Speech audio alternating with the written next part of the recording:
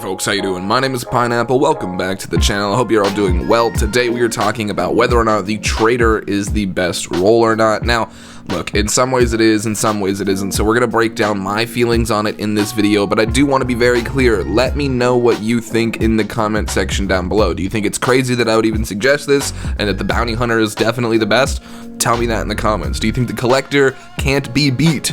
Tell me that in the comments. Alright, just wanted to get that out of the way because I will be using some of the comments from this video in future videos, and I really wanted to stoke those flames. But regardless, we're gonna hop into talking about the trader role. So at the beginning of the trader role, level 0 to level 5, it's really a grind. Like, it's a grind in general, but the way that the bounty hunter is a grind the entire process, the trader is that same level of grind from levels, I would say 0 to 10, but 0 to 5 is really where you have to put in the hard work. Because after trader level 4, you actually get invited to free roam events, which are super key to leveling up each individual role, and the trader role is no exception. You get tons of goods, tons of XP, and tons of trader XP just for participating in these events. You can even AFK them. I do that sometimes while I'm editing if I see them pop up. And there's actually a schedule that the role events run on, so if you get a hold of that schedule, you can just hop on, play the event or events that you want to play, and then hop off. Can't access that until level 4, so maybe I could have called this level 4, but I feel like level 5 is just a nice, it's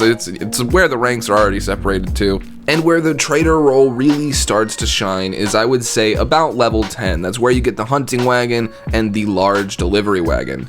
Both are actually super useful pieces of kit, but the hunting wagon is where I would say this trader role takes the cake, at least for me. Now, I do want to stress that I don't have the most fun with the trader role. I have the most fun with some of the other roles. However, the trader role is by far the best at getting set up, and it's by far the best at progression. So if you're somebody who is looking to add things to their account, like wagons, and like the first real business in Red Dead Online, or maybe you started playing it and you just really didn't feel, trader level 4, I didn't really enjoy it, it wasn't really there for me. I totally understand that. In the beginning of all these roles, it's a grind, but trader is probably one of the weirdest, because bounty hunter, you're like, alright, well, I can just do this and repeatedly do this, because the bounty hunter even has the legendary bounties that you can go get for tons of XP, and the trader really doesn't have such a thing. Additionally, one extra thing you get before level 5 that I completely forgot to mention is the stew pot. The stew pot is super useful. If you are ever in your camp, and you will be because you're a trader now, you are going to need to stock up on your cores. And if you're somebody who likes to do multiple roles, like say maybe bounty hunting, what you're gonna want to do is buy this stew pot and then make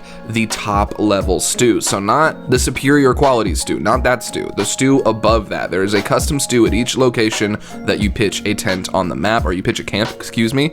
Every time you go to a new campsite or an old campsite, make that stew, the very top one. It'll give you like 300 or 400 trader XP, and it's super useful for leveling up the trader. So I can't believe I forgot to mention the stew pot. But after you hit level 5, you get the ability to purchase a few things. You can buy a medium delivery wagon and the weapons locker. The weapons locker is stupid useful. I mean, I know I just said that about the stew pot, but like, geez, the weapons locker is something I literally used to complain about during the first week of beta, and now it is finally in the game, so there's no way I'm not highly recommending it. The main reasons I went for the trader first originally was because I wanted that weapons locker. And if you guys remember, the day of the update, I actually posted a video of me getting the weapons locker, so I was like super excited to grind towards it, and I don't regret doing that. It's been super helpful to not have all of these weapons in my inventory. Moving up to rank 10 is really where the trader starts to shine, and in my opinion, the trader at rank 10 is what you guys should all be working for. Trader rank, 20, there's nothing really going on there. 15 through 20,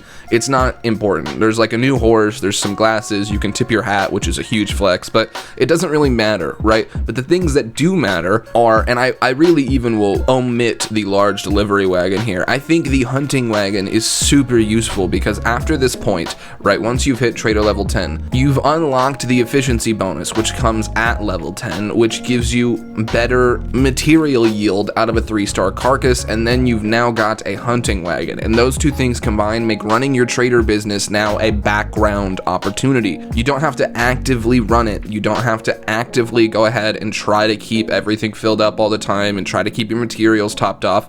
After Trader rank 10, you are now free to focus on whatever else you want to do in Red Dead Online, and then you will pretty much never be broke in Red Dead Online again unless you go on some sort of wild spending spree, and at which point all you've got to do is just go hunt some animals. I would recommend 2 and 3 star only, and put full carcasses in the back of your hunting wagon. Don't put pelts in there, put full carcasses. Let me repeat that. Do not put pelts in there, put full carcasses. 1 full deer carcass is worth more than 2 bison pelts or 2 alligator pelts or 4 of both of it. It doesn't matter.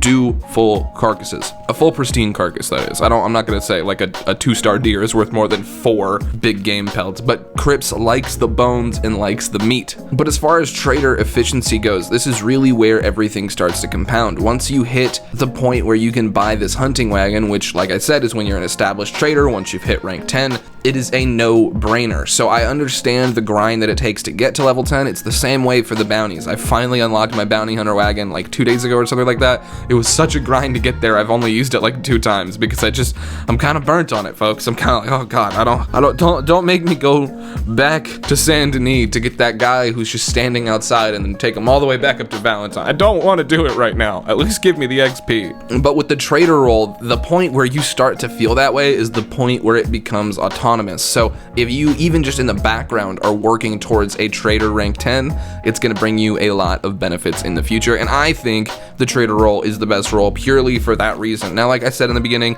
I don't have the most fun with the trader role. I will actually say that I have the most fun with the collector role just because I think it's cool to like roam around the map and then randomly find something that I didn't know was there because there's a bunch of stuff in the ground. I think that concept is really cool. But as far as like usefulness, the collector obviously isn't the most useful one, right? The collector's collections, those things that you sell, aren't the most profitable compared to the trader wagon.